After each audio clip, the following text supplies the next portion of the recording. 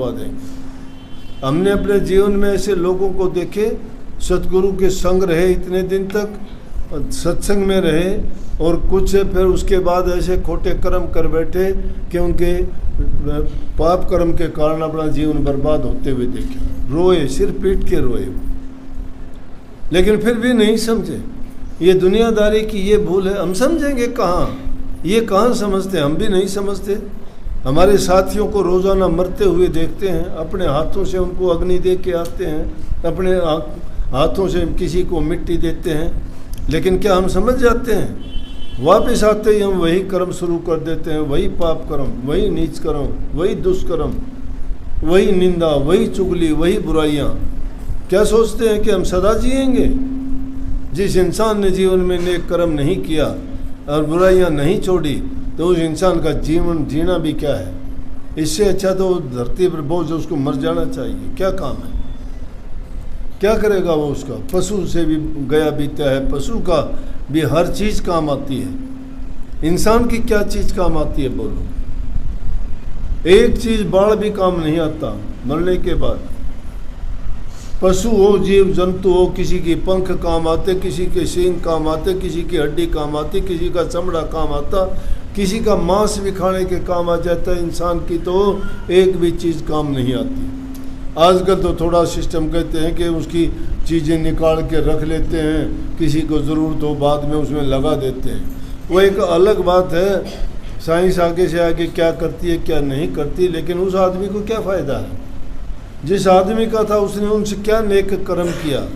इसलिए इंसान का चोला एक ऐसा औजार है जो हमें कुछ दिन के लिए मिला है, उधारा मिला है, इसको उधार में लेके आए हैं। इससे अगर हम अपना काम कर लें, वो पूंजी जो लेके आए हैं, व्यापार है वो हमारा, इसको कोई कमा लेगा और कोई डबो देगा।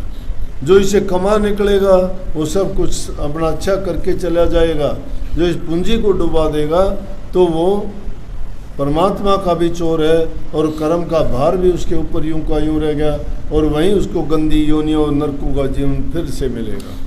इसलिए इन चीज़ों से हमें सीख लेनी चाहिए, उनको अपने जीवन में अच्छी बातों को पाके उतार लेना चाहिए। ये चीज़ें चंद रोज की हैं।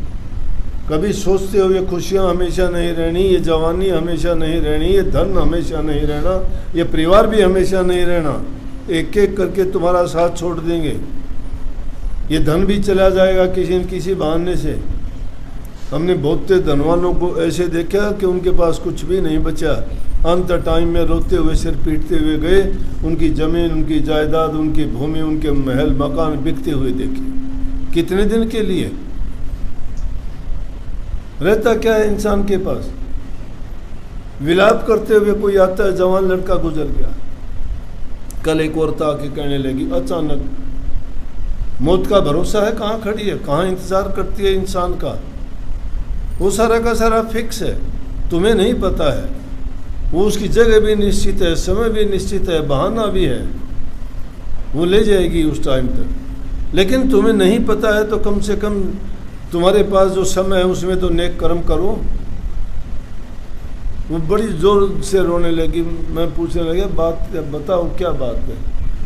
बोली जी मेरा लड़का खेत में गया था कोई दवाई का छिड़काव करने के लिए कि, और वो उसके पास थी भी गाड़ी। जब वापस आ रहा था तो दादरी में एक ट्रक वाले ने उस गाड़ी में चोट मार दी। 2 लड़के थे, दोनों गुजरे। एक उसकी मौसी का था, एक वो था, जवान उम्र। जब भरोसा नहीं है तो इसलिए किसका करते हो? तुम औलाद का करते हो, क्या पता क्या हो जाए, औलाद अकेले रह जाओ। देखिए हमने धन का करते हो, 1 मिनट लगेगी, धन जाते हुए देर नहीं लगती।